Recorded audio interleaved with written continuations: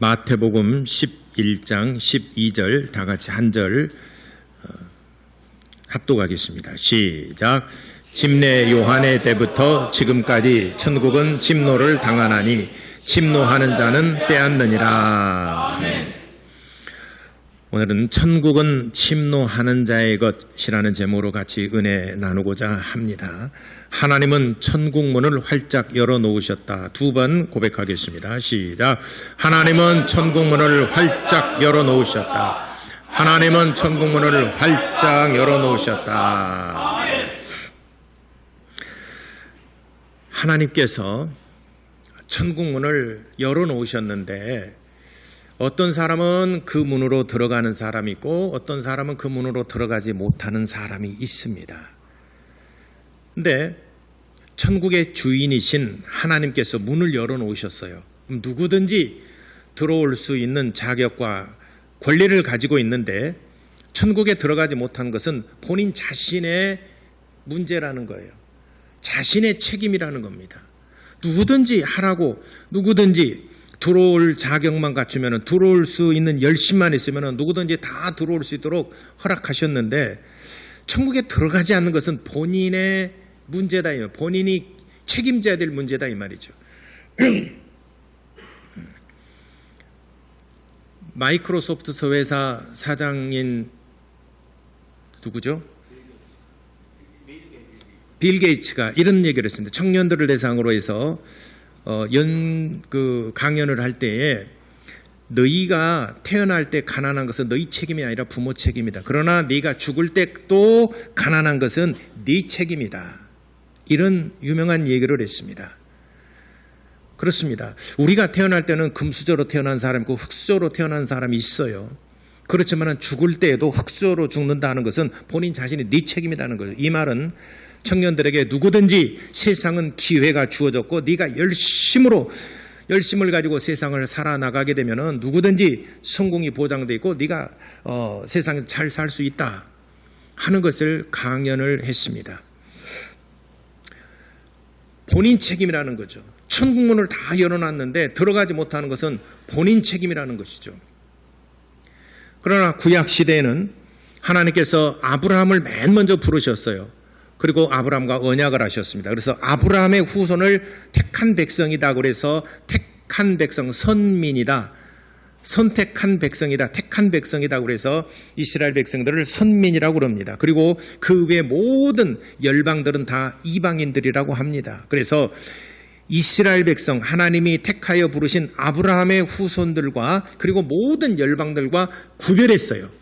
그래서 아브라함과 이삭의 야곱의 후손들은 내 백성이다. 너는 내 것이다라고 하나님께서 불러서 내 것으로 삼으셨다는 것을 굉장히 많이 강조를 했습니다. 그러나 이방인들에 대해서는 하나님께서 부르신 일이 없기 때문에 이방인들은 자기 나름대로 노력하는 것에 대해서 그 결과를 가지고 살아갑니다. 그래서 이스라엘 백성을 선민이라고 그랬고 그 모든 열방들을 다 이방인들이라고 했습니다.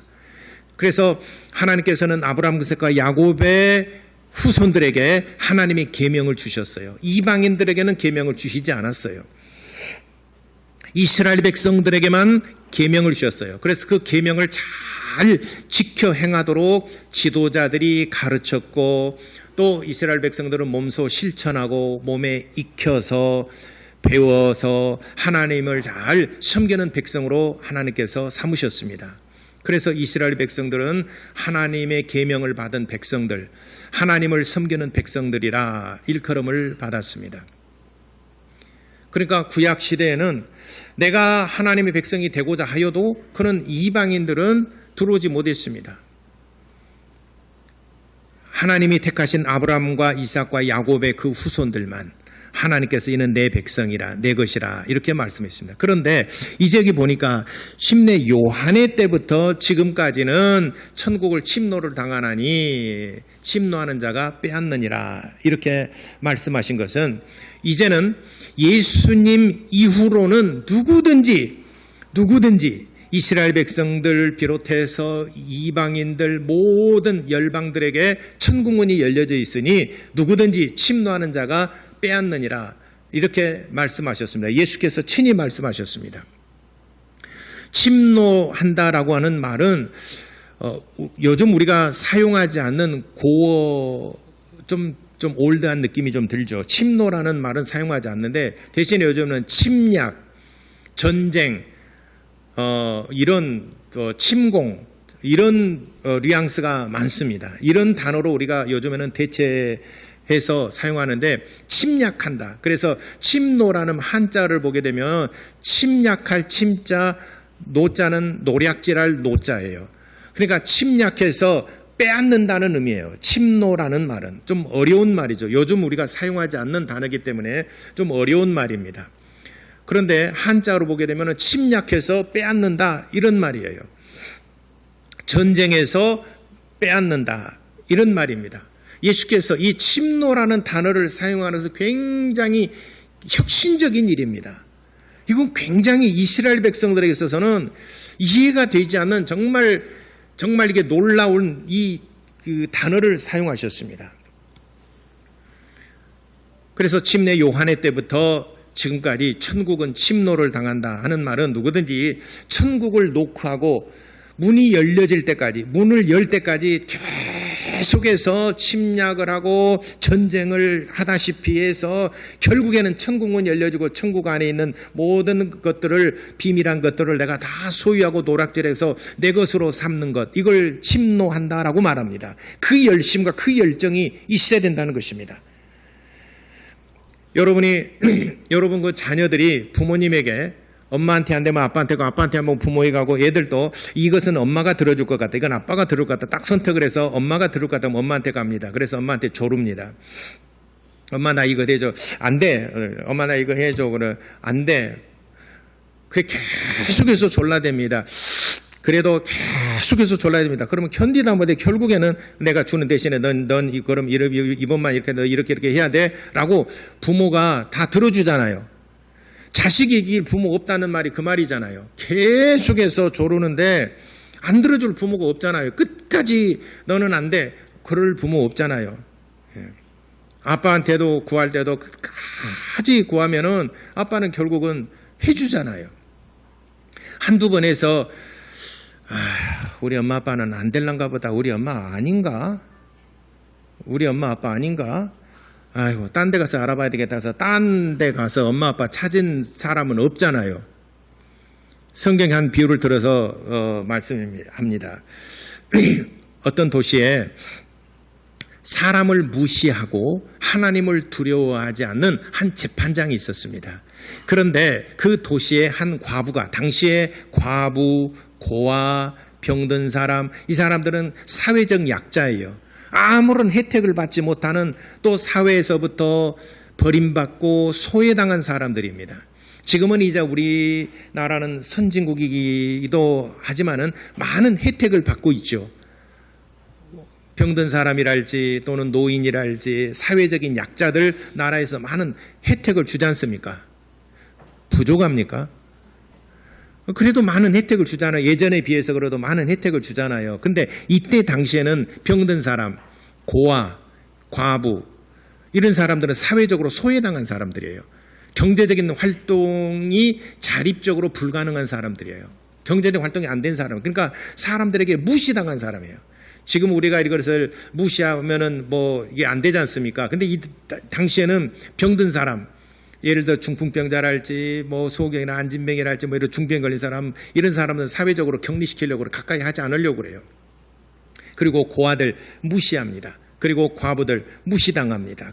그런 시대예요. 이 세 부류의 사람들, 사회적인 약자, 절대 약자입니다. 그러니까 무시를 당합니다. 이 한 과부가 자기가 정말 억울한 일을 당했어요. 그래 재판장에 가서 내 억울한 이 사정을 좀 재판을 좀 해주시기 바랍니다. 이렇게 간청을 합니다. 그런데 사람을 무시하고 하나님을 두려워하지 않은 한 재판장이 다음에 와. 만약에 이 사람이 고위직의 귀부인이었더라면은 아마 환대를 했을 거예요. 그리고 속전속결해서 지금 아마 모 여사처럼 아마 그렇게 아마 환대를 했을 겁니다.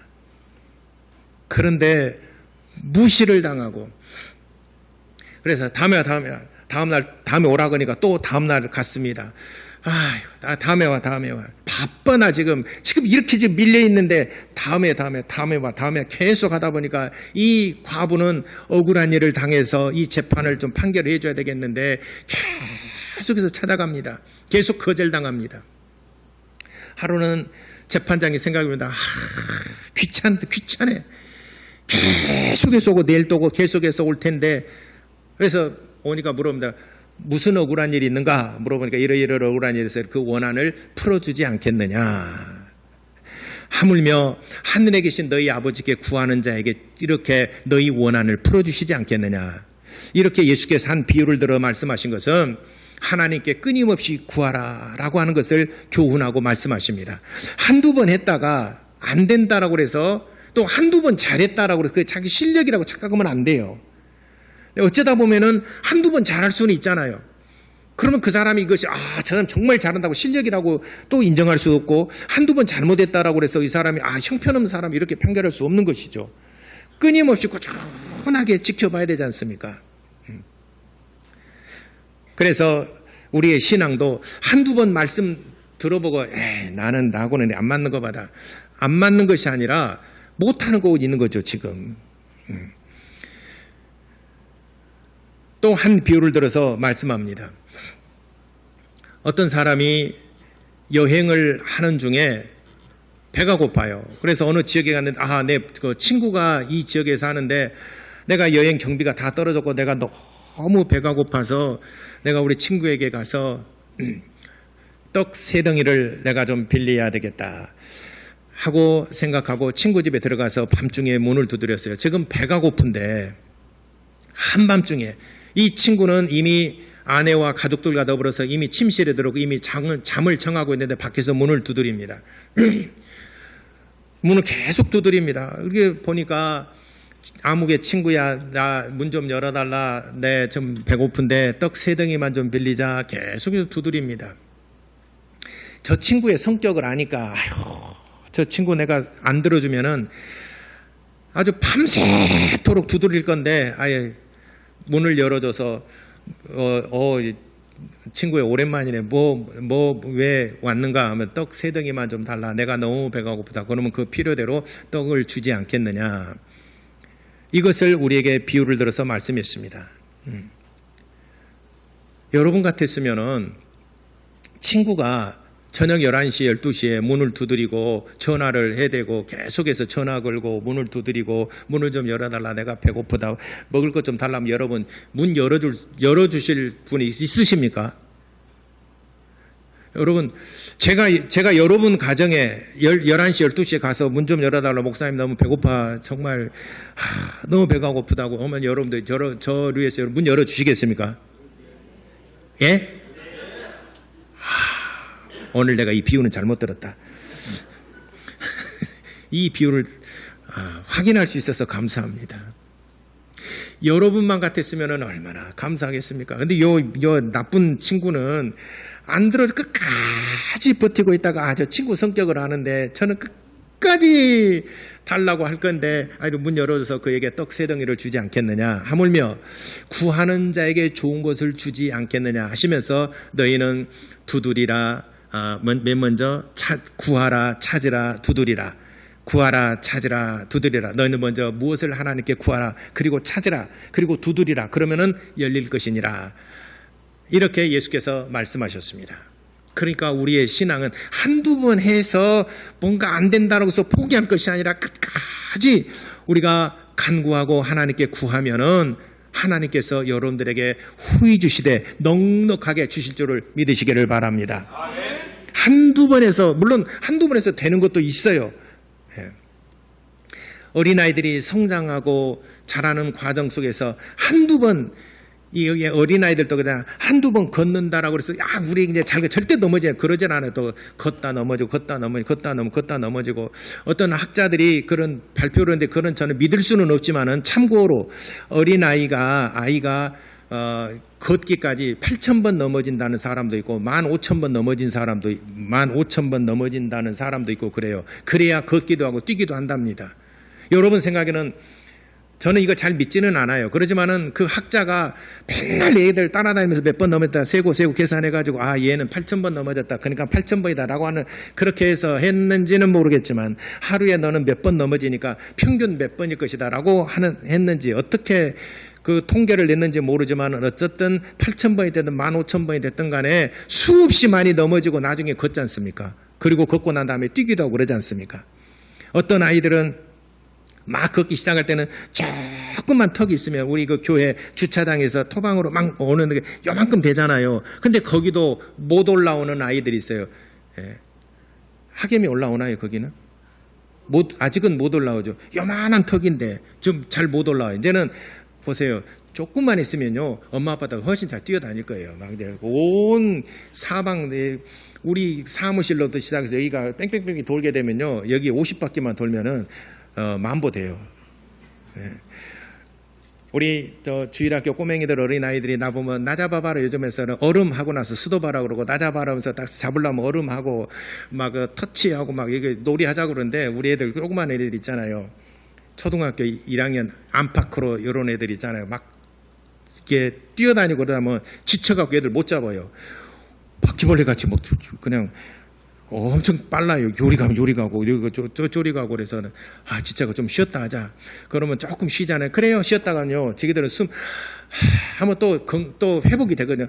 빨리 하게요. 와요. 또 돌아다닙니다. 땀 뻘뻘 흘리고 그래서 목사하기도 젊었을 때 진짜 얘들 초등학교 얘네들하고 달리기가 엄청 힘들더라고요. 남의 얘기가 아니라 우리 모든 얘들의 얘기지 않습니까? 애들은 그렇게 해서 근육이 붙고 폐활량이 늘어나고 건강이 되고 힘이 되잖아요. 여러분 신앙생활도 좀 그렇게 하시기 바랍니다. 교육을 받고 기도하더라도 또다시 기도하고 계속 반복해서 기도하는 것입니다. 어제 기도했던 오늘 또 내일 또 기도하고 한 달 동안 1년, 10년, 20년 계속해서 반복해서 기도하는 것입니다. 언제까지? 기도에 응답받을 때까지. 아멘. 어떤 것은 가만 그러다 보면은 어떤 것은 속히 응답이 오는 것도 있고 어떤 사람이 약간 더딘 것도 있고 어떤 건 지금도 기도가 있는 것도 그래요. 하나님께서 기도에 응답하실 때는 때를 따라서 우리의 삶 속에서 가장 적당할 때 때를 따라서 하나님께서 응답해 주신다는 것을 우리가 깨닫습니다. 아멘. 그래서 우리가 하나님을 찾을 때 온 힘을 다하여 전심으로 하나님을 찾으면은 여러분들이 하나님을 만날 수 있습니다. 한두 번 놓고하고 한두 번 두드려보고 한두 번 들어봤다가 이거 안 되겠다 그러면요 뭘 하더라도 평생 뭐 할 수 없는 겁니다.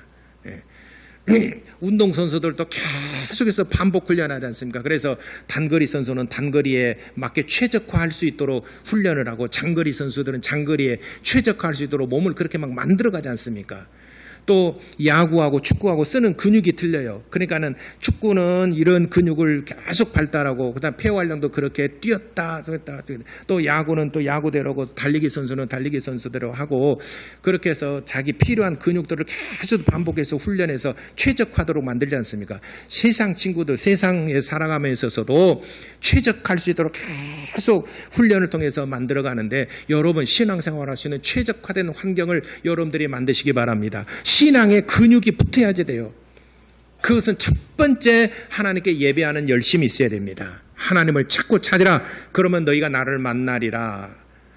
너희가 나를 찾고 찾으면 내가 너희를 만나리라. 내가 만나주리라 라고 에레미야서 29장 13절에 말씀하셨습니다. 온 마음으로 온 힘을 다해 전심으로 너희가 나를 찾고 찾으면 12절로부터 13절까지 너희가 나를 만나리라. 하나님을 찾는 열심이 있어야 하나님을 만날 수 있는 것입니다. 제가 고등학교 졸업하고 처음 교회를 다녔는데 고등학교까지는 교회를 안 다녔어요. 근데 교회를 처음 다녔는데 진짜 재미없는 곳이 교회더라고요. 교회 가면은 목사님이 설교하는 것도 그렇고 설교하는 시간이 제일 재미없고 찬양하는 시간은 그래도 조금 그래도 노래 부르니까 좀 더 낫는데 그 다음에 기도하는 시간은 내가 딴 생각할 수 있는 시간이 있어서 좋아요. 기도하는 시간 다 숙이고 날 안 보잖아요. 그러니까 딴 생각하고 이 시간 끝나면은 뭐 이렇게 하고 뭐라고 이후로의 계획을 세우는데 기도하는 시간이 최적화된 시간이고 아무도 방해받지 않는 시간.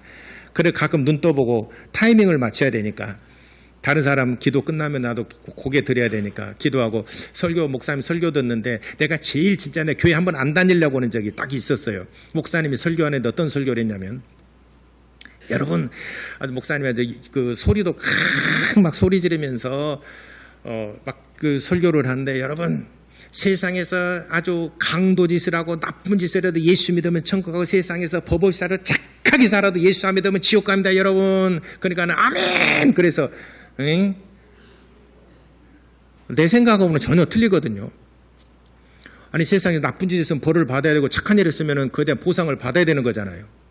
근데 세상에서 강도짓을 하고 나쁜 짓을 해도 예수 믿으면 천국 가고, 세상에서 착하게 살아도 예수 안 믿으면 지옥 갑니다. 이러니까 다 아멘 하더라고. 다 정신이 좀 온전하지 못한 사람인가 보다. 나는 교회 그 설교 때문에 제가 교회를 안 다니려고 그랬어요.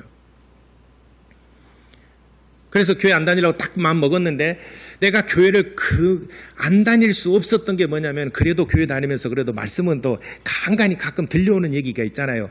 가끔 제정신이 아닐 때 들려오는 얘기 있잖아요. 내가 정신 차리면 딴 생각하는데, 설교 안 들은 사람 그렇잖아요. 근데 내가 가끔 제정신이 아닐 때 목사님 설교했던 얘기가 딱 들어왔는데, 그게 뭐냐면은 천국과 지옥이 있다는 거예요. 그래서 지옥 가게 되면 불구덩이에 던져서 세세토록 고통받고, 천국 가게 되면 하나님의 영광 안에 거한다는 거예요. 근데 하나님의 영광은 눈에 보이지 않고 지옥 때 늘상 고통스러운 것. 만약에 내가 죽어서 천국과 지옥이 있는지 없는지도 모르겠지만 어쨌든 간에 죽어서 지옥 간다 그러면은, 거기서 내가 지옥에 떨어진다 그러면은 거기서 얼마나 고통스럽고 얼마나 그 비극이겠는가, 이런 생각이 들어요. 그래서 마음 한구석에 지옥의 형벌에 대한 두려움이 있었어요. 지옥의 형벌에 대한 두려움.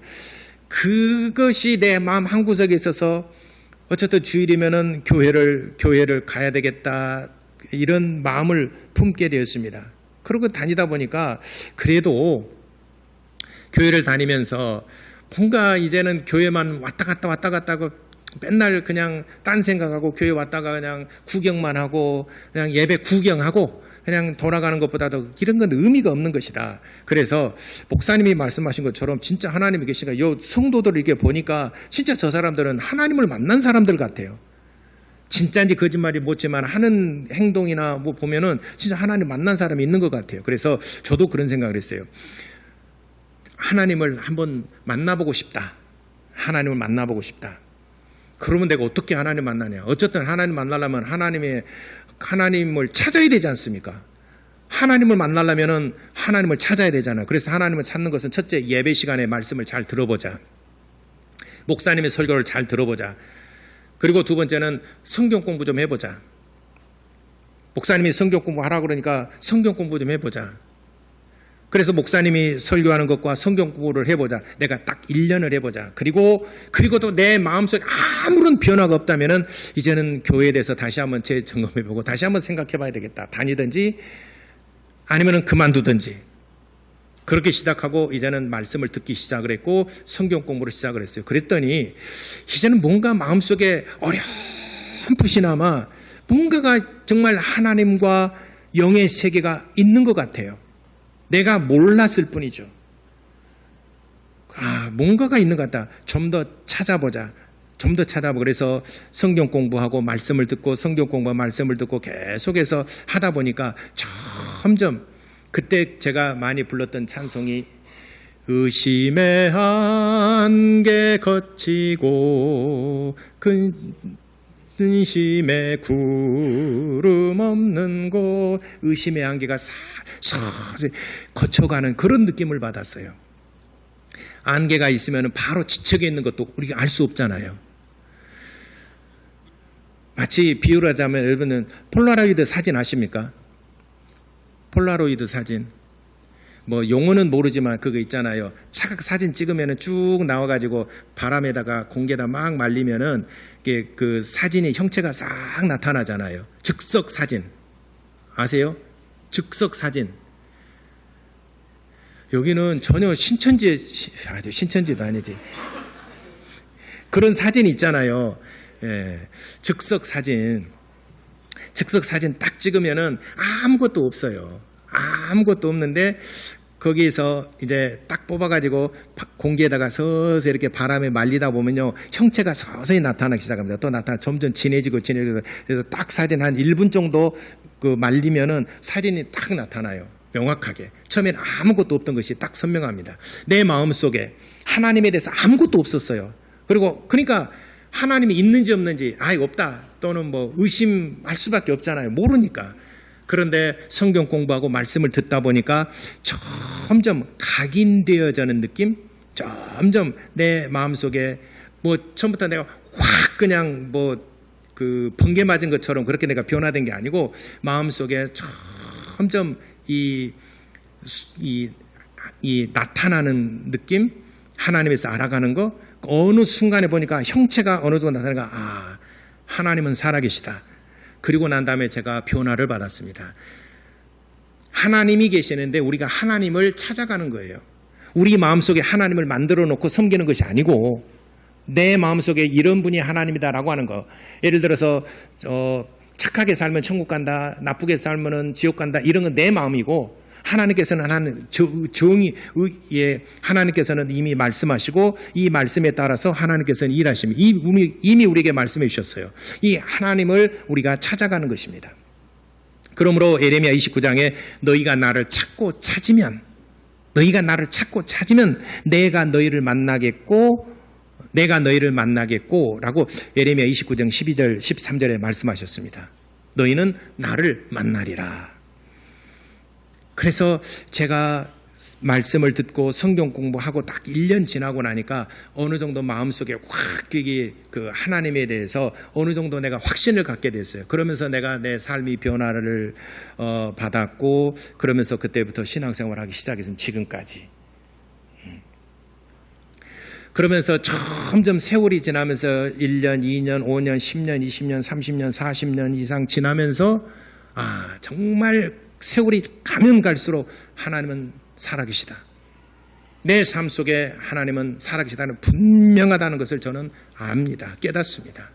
그래서 제가 설교하는 것, 여러분들이 가르치는 제가 하나님을 만나는 그 과정 속에 있는 하나님을 여러분들에게 소개하고 여러분도 하나님을 저처럼 만나게 하는 것이 설교입니다. 그러므로 여러분들이 하나님을 열심으로 찾으시기를 바랍니다. 열심으로 하나님을 만나기 위해서 간구하시기 바랍니다. 이 벗이 한밤중이지만 염치불구하고 친구 집 문을 두드려서 친구에게 결국에는 떡 3덩이를 구해낸 것처럼 한 과부가 하나님을 두려워하지 아니하고 사람들을 무시하는 재판장이라 할지라도 끝까지 찾아가서 내 원한을 풀어주소서 할 때에 그 소원을 들어주신 것처럼 여러분들이 하나님께 대한 열심, 전심으로 하나님을 예배하고 하나님을 찾고 또 찾음으로 하나님을 만나는 모든 성도 여러분 되시기를 예수 이름으로 축원합니다. 기도하겠습니다. 사랑하는 성도 여러분, 하나님은 살아계십니다.